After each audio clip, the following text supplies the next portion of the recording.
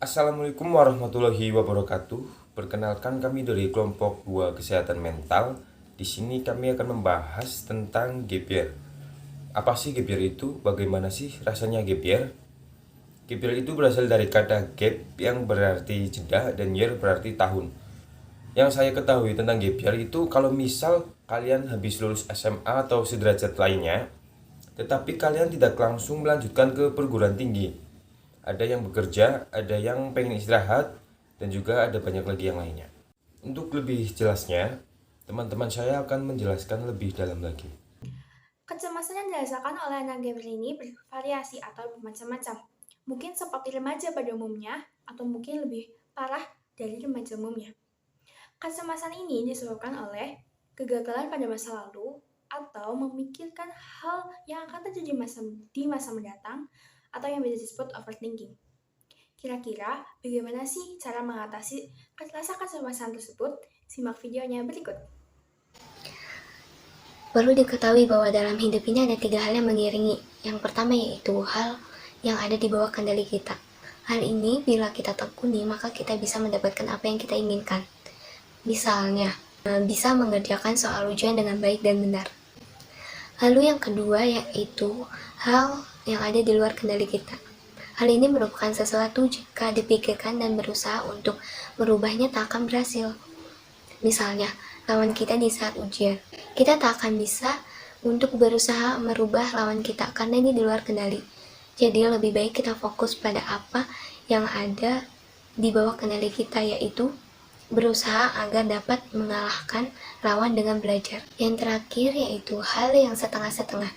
Hal ini bisa kita kendalikan namun hasilnya tak sepenuhnya bisa kita dapatkan. Misalnya, kelulusan saat ujian perguruan tinggi. Jika kita sudah berusaha, kemudian ternyata lawan kita lebih baik, bisa saja kita kalah dengannya. Maka dari itu, kita lebih fokus ke diri sendiri saja ketimbang memikirkan lawan kita. Jika ternyata belum berhasil, coba evaluasi diri. Apakah saya masih sering memikirkan atau malah fokus dengan yang lain? Jika jawabannya masih, maka kembalilah fokus kita pada diri sendiri. Yang kedua tentang manajemen waktu. Manajemen waktu yang paling sederhana, kita bisa membuat jurnal harian yang berisi tentang hal-hal apa saja yang akan kita lakukan pada hari itu agar kita terhindar dari rasa cemas atau bosan. Jadi jurnal harian bisa kita mulai dengan di pagi hari atau saat kita bangun tidur, lalu kita menuliskan apa saja hal-hal yang dapat kita lakukan pada hari itu. Lalu saat tengah hari kita sudah berhasil untuk menyelesaikan hal yang sudah kita lakukan, kita bisa menandainya. Pada saat malam hari atau ketika sedang menjelang tidur, kita bisa membuka jurnal itu kembali, lalu kita mengevaluasi diri. Jika ada hal yang belum kita laksanakan pada hari itu, jika masih ada waktu, kita bisa melakukannya. Jika sudah tidak memungkinkan, tanamkan saja dalam diri sendiri, aku sudah berhasil mengerjakan beberapa rancangan harianku. Yang belum terlaksana hari ini bisa dilaksanakan esok hari.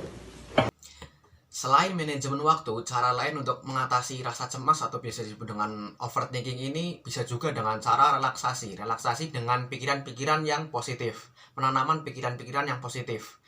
Karena sebenarnya rasa cemas atau rasa overthinking ini lahir dari persepsi kita tentang suatu hal yang bersifatnya awalnya netral, tetapi kita menyikapinya dengan cara yang negatif atau pikirannya negatif. Maka dari itu, dengan relaksasi ini kita bisa mengubah pikiran kita, bisa mengubah persepsi kita dari yang negatif menjadi yang positif. Cara yang sederhana yang pertama itu ketika kita misal bangun tidur.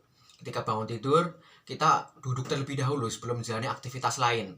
Duduk dengan tenang, kemudian atur nafas, jangan banyak gerak, dan juga usahakan lingkungan sekitar sepi agar pikiran kita tenang. Kemudian rasakan bahwa jantung kita sudah tenang. Ketika sudah tenang, coba kita berzikir, coba kita berdoa, tanamkan dalam diri bahwa kita harus tenang.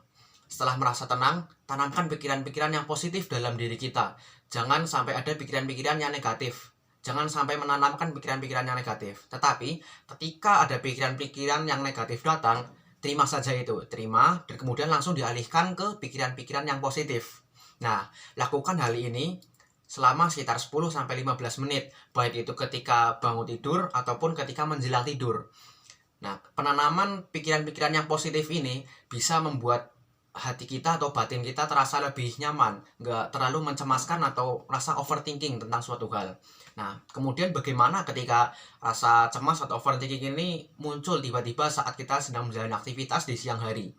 Caranya sederhana, ketika misal kita sedang menjalani aktivitas, kemudian overthinking, oke, kita terima saja pikiran itu.